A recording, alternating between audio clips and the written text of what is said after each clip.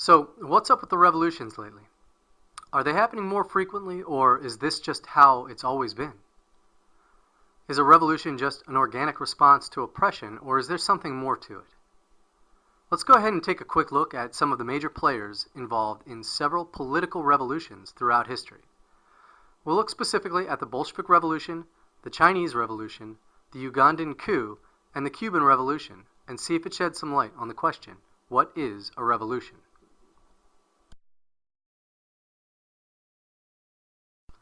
So let's look first at the financing behind the Bolshevik Revolution in Russia in 1917.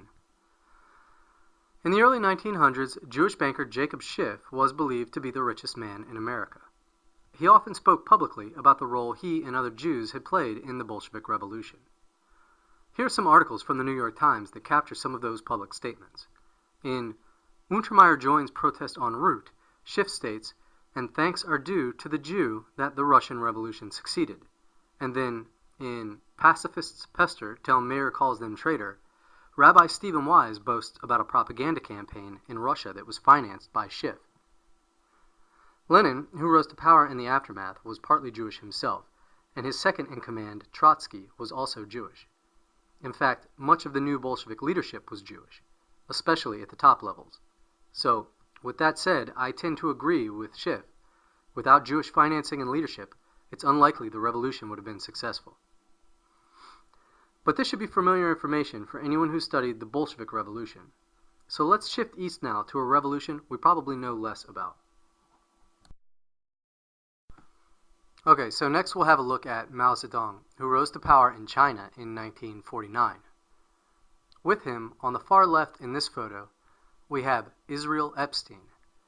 And then, beginning from the far right, we have Solomon Adler and Frank Coe, and then the woman next to Mao is Anna Louise Strong.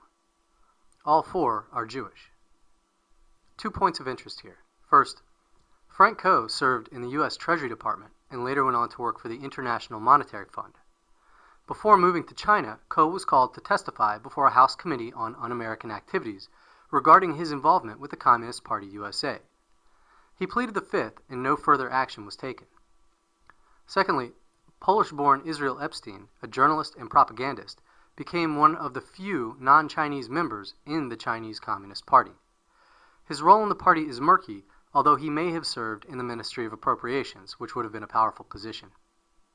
And then finally in this photo, we see Sidney Shapiro, a member of the Chinese People's Political Consultative Council. While the presence of Jews in the Bolshevik Revolution isn't surprising, given the large amount of Jews living in Russia, the presence of Jews in Communist China is peculiar. But I suppose this could be explained by acknowledging, and it's really no secret, that Jews have been the driving force behind communism on an international level, and that Jews have a commitment to the struggles of the working class. Now, this still leaves a question about Jacob Schiff. Why would a leading capitalist banker support a communist revolution? And again, to explain this away, we only need to acknowledge that Jews regarded themselves as persecuted minorities in Tsarist Russia. Therefore, Schiff's commitment to the revolution was solely based on his commitment to liberating his own people. And these explanations are sufficient until we consider Uganda. When we look into Uganda, we find that Idi Amin had accepted Israeli and British funding for his coup in 1971. Apparently these investors became heavily involved in the new nation because later he ended up throwing the Israelis out of Uganda because they were destroying the economy. When he expelled the Israelis, he went from hero of Uganda to psychopath in the American press overnight. In response, Time magazine ran a clear propaganda piece claiming he kept severed heads in his freezer. And we're left to wonder, what was the real purpose of such a blatant propaganda article? Was it possibly to prepare America for war against Uganda, so that the investors who had been thrown out could recoup their losses?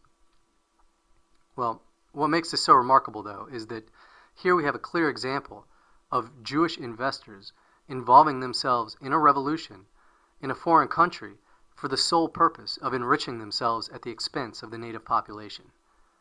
And all of the excuses go out the window. We see what this has been about all along. Revolution is a business.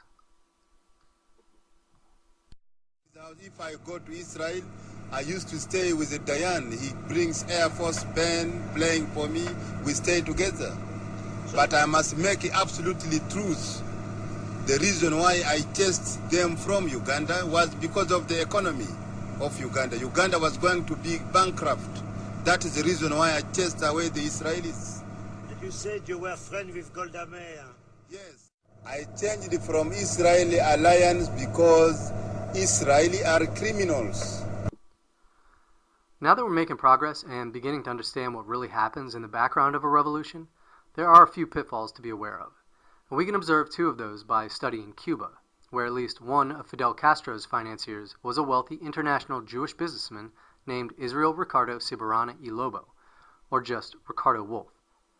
He's pictured here on the right with Golda Meir and Israeli president at the time Yitzhak Ben-Zvi.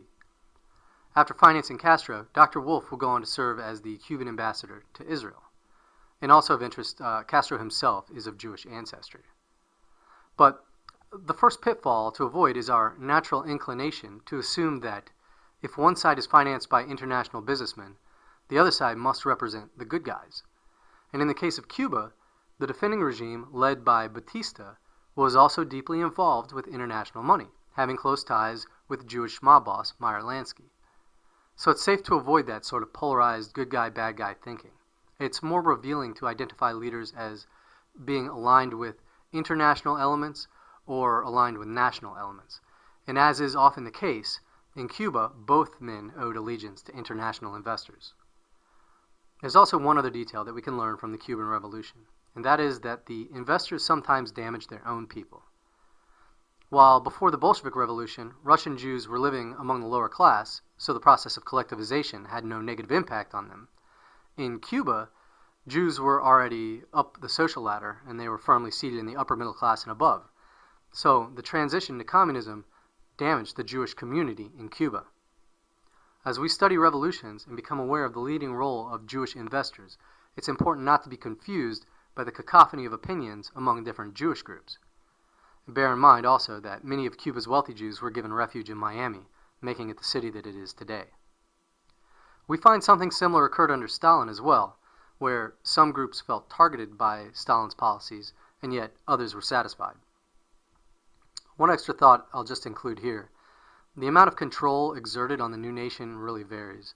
In some cases, it seems as though the financiers simply ensure that the new nation honors their bonds and remains beneath the umbrella of the International Monetary Fund. And then in other cases, we see Jewish involvement throughout the top levels of the government. And these nations appear to be under firm control. For example, this was the case in the early Soviet Union.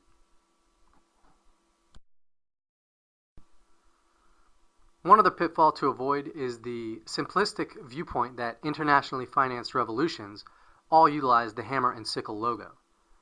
While all of the revolutions mentioned so far would be labeled Marxist revolutions, there are other revolutions that don't bear that trademark name. For example, many of the Arabian dynasties we know today were put in place after the fall of the Ottoman Empire in World War I, from a conflict instigated from within by a disproportionately Jewish group known as the Young Turks. In fact, I think it's safe to say that Marxism, as a political system anyways, has grown passé in recent years, while the newer model, the democratic revolution, is in fashion. And of course, this raises questions about other governments throughout history, and we have to wonder if they were all backed by international wealth. For example, what about Gaddafi of Libya, or Assad of Syria, or Abdul bin Abdulaziz of Saudi Arabia and Pol Pot of Cambodia, just to name a few.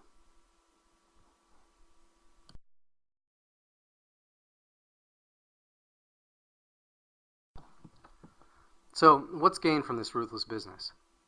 Well, first and foremost, there's the return on capital in the form of the interest paid on the new bonds. The new nation is shackled with debt before it even begins. And this is really the tragic irony of the situation, since the nation, whether they realize it or not, likely went into revolt because of the burden of debt. And what's really sad is that any leadership among the revolution that refuses foreign aid will be crushed by those who accept it. Also gained from this business is the chance that the nation will remain open to multinational corporations. Maybe the nation offers up its natural resources or its labor.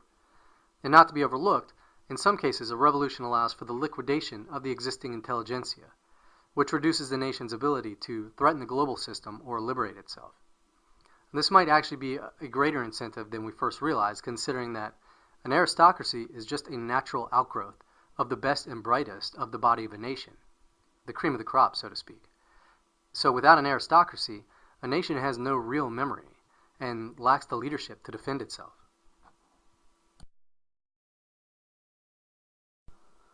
So let's go ahead and wrap up now by putting our research into the context of a larger timeline. How did all of this come about? How did we get from European colonialism to a state of permanent revolution? Well, colonialism can roughly be broken up into three pieces: the East, Africa, and the Americas. In the East, in China and India, there was the opium trade. In Africa, there was the diamond business. And then in the Americas, the slave trade, to name just a few.